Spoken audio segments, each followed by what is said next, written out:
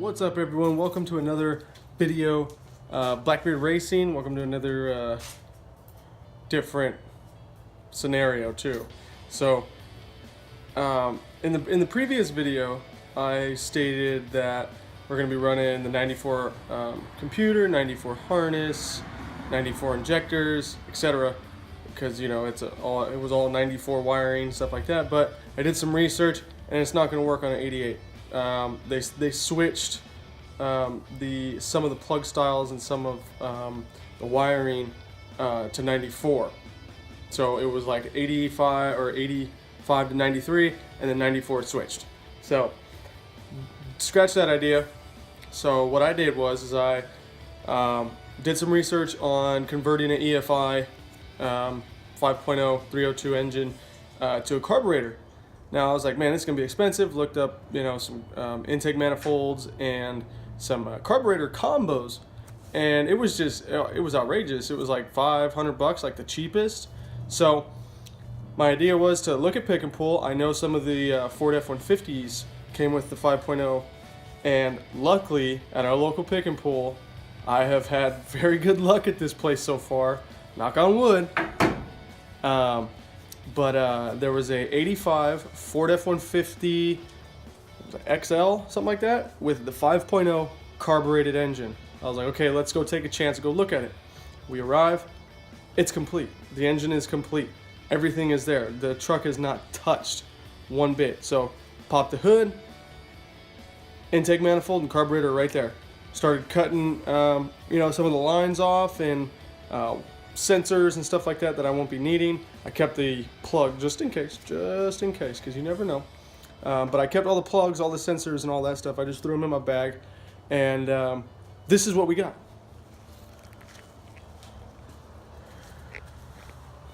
So this, it's kind of a bad shot because of the sun, but this is what we got. 85 intake manifold, 85 carburetor off of a 85 Ford F-150 with a 5.0 engine. Now, I've had one carbureted engine before. It was a Chevy step side with a 454. It was heavily modded. Or excuse me, not modded, that's more of the JDM scene, but it was built.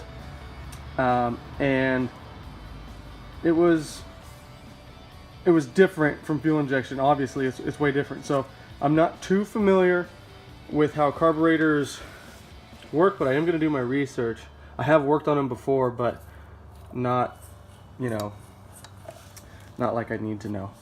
But I want to say this is the EGR. Correct me if I'm wrong. Comment below and tell me what it is. I am going to do more research on it, but I'm going to be taking this off if it is the EGR. I don't need any smog equipment. It's a track car. I don't need it. So this is what we came across today. It was a damn good find. I'm going to clean it up right now, get all the junk out of here, get it all nice and clean, because I want to at least bolt it down today. But yeah, this thing right here, I was trying to take this off. That thing's going to be hell. But it was a damn good find. Like I said, I've been getting very, very lucky at this pick and pull for Mustang parts or 5.0 parts. And that was like the only truck.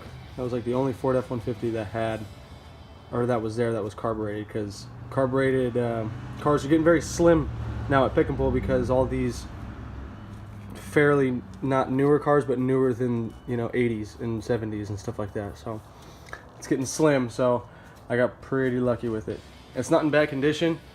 It is factory. Motorcraft. It is factory. I do know that Motorcraft is the Ford version, or the OEM. But yeah, this is the thermostat that I had on there, or the thermostat housing I had on there on the fuel injected intake manifold. But yeah, so we are at this stage again, and I believe my distributor is going to be okay. I still have to do some research on that, but I might just switch to MSD due to the fact that I'm not going to have any wiring harness. So the MSD, you know, would plug into all the modules and stuff that it comes with, etc. But starter's going to be ran to a switch, like in the previous video. Starter's going to be ran to a switch. Fuel pump's going to be ran to a switch. And carbureted engines are much easier to maintain. Doesn't, if you know you're sputtering, tune the car, boom, done. Check the spark plugs, you know, just easy stuff like that. You don't have to take your fuel rail off anymore to check your injectors and stuff like that. So it's going to fire soon. It is going to fire really soon. So I'm gonna get to cleaning it because I want to fire it up next week. I want to go get the starter. I just want to pour a little bit. I want to put some oil in the motor, obviously. Pour some fuel in the carburetor and see if that thing turns over and fires for, you know, the couple seconds that it's going to run before all the fuel burns off. So that's my plan, is to get it started next week. But we also had the transmission in. You guys did see the video. I don't think the bell housing's on it anymore. You guys did see the video that the bell housing was on.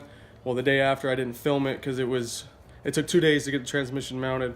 I had to make the custom mounts, you know, the cross member and stuff like that. So for some reason, when I bolted it up, everything was fine. Once I mounted it up on the cross member, I lost 5th gear, and 1, 2, 3, 4 and reverse were popping.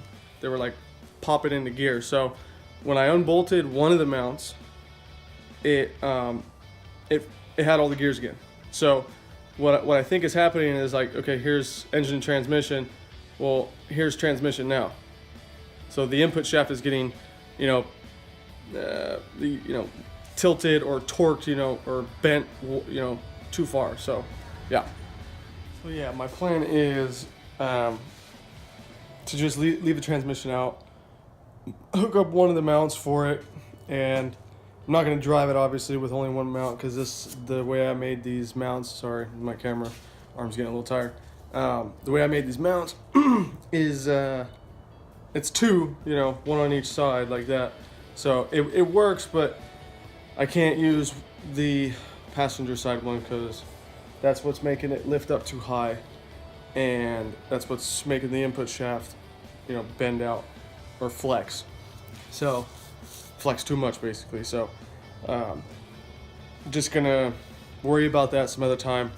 It mounts up to the engine just fine. Gears go through it. Everything's fine. It's just I can't mount it up to with that second mount, so I'll have to make something else some other time. But I'm in the process of cleaning the intake manifold and carburetor at the moment. There's a lot of junk on it. I don't want to get it spotless. I just want to get it cleaned. A bunch of junk. I just want to get it, somewhat clean. But yeah, I'm just using some carb cleaner and spraying it down. Try not to spray in sensors or anything like that, but I have to clean up the underside and get that nice and clean for the gasket to seat properly. Let's see what the underside of this thing looks like. I've already looked at it. Not too bad. We're gonna keep cleaning this up, and then we're gonna put it on, and hopefully everything fits well. All right, so we are standing in the engine bay. I have some room, not very much, danger zone, but got the gaskets. These gaskets have been on there. I got these back on, and you always stick RTV in the spots where gaskets meet, especially when they're separate like that. You can't see that one. There you go. So I got these in here and there. Everything looks good. We are going to try and lift this heavy beast in by ourselves, and hopefully I can set it in by myself without messing up the gaskets or anything, because first time I tried to set it in, it didn't go as planned, or it didn't go right. So I'm gonna try and do this real quick. Oh, and mind you this. See this right here? See how the engine leans back? None of that stuff clears, like in the back right there. None of that stuff clears. So I literally have to basically straddle the water pump and bolts and stuff like that. This is a very uncomfortable spot, but look at all the clearance now. Like, Jesus Christ, that's uncomfortable. So yeah, let's get this mounted before I lose my voice. Hate flies. It's a little unorthodox, but it's gotta be done. I don't feel like so, alright, so here's the first one. Okay, now this is the one I can't torque down. This one is literally directly under everything. I don't feel like taking everything off, so I'm just gonna crank this some bitch tight. I like it tight, right boys? Apologies, ladies. Probably tighter than it should be, but you know, pretty safe and sorry, using a wrench. Literally, box wrench. Got it. Okay, that one's working, that one. This one here. Across. Oh, this one's loose. Come on. Woo! Right over there. There it is. Come across to this one. I snug these bolts up with just ratchet. I just snug them up. I didn't tighten them right. I just snug them up. That way all the bolts seated. I put, for the silicone, or for the RTV, I use this for the gasket, so I can show you guys what I use. I use this. And for the bolts, for the thread locker, I use high temperature thread lock. This one's different. This is like a water. This is weird. I don't understand this one. Maybe I didn't shake it up well enough, but oh well. This one's torqued. Yeah, that one's torqued. Okay, so move back over here. Can I fucking do that? No, I didn't. Okay, so torque this one up. Get all the little weird crevice parts. Be gentle, you don't want to over torque it. Let me show you these two bolts real quick. Let's see. These bolts right here. Bolts right here, since it has this bracket here to hold whatever this is. I don't know what this is. To be honest, some type of spring-loaded thingy. But this one I can get to with the ratchet and socket and all that. This one, on the other hand, since it's directly above this, you can't fit a socket in there.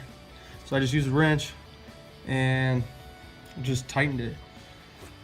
It's not gonna hurt it if this one is, you know, over torqued or under torqued. And I mean, the human body can only do so much, right? So it's in. It all looks good. We got this whole thing torqued down. Like I said, we got it all torqued down to spec.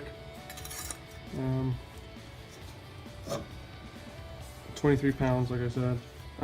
Give me a comment below and let me know, because I read a forum, or actually a very freaking detailed instructions on how to make your 302 carbureted, how to switch it back over, or your 302 EFI, switch it to carbureted. I have a very detailed layout of what I need and what I can do, what I absolutely need to do. So leave a comment down below. Let me know if there's any tips and tricks on when you switch over to carbureted from EFI. Obviously, it's easier. It's just gas, spark, and go. It's not all this computer operated bullshit. So yeah, leave a comment down below. Let me know of any tips and tricks and what I can do to make the swap easier. I don't need smog equipment. I don't need anything computer wise. I don't want anything computer wise. I don't even care for a speedo. I want a tach, my temp gauges, my oil gauges, volt gauges, and that's realistically it. I want to be able to read everything from aftermarket gauges, and I don't care for a computer. I really don't. I know that this one looks like it's going to need a computer, sadly, because there was a harness on the truck, but I believe that was for like the sensors and all that's on the carburetor. If there's a way I can not do that, please let me know in the comments below. And I just wanted to say thanks everybody for watching. The support has been fantastic. I'm glad you guys are along with me for this crazy swap / journey of a drift build, and someday getting this thing on the road and drifting in some competitions. So I appreciate the love. All right, guys, peace.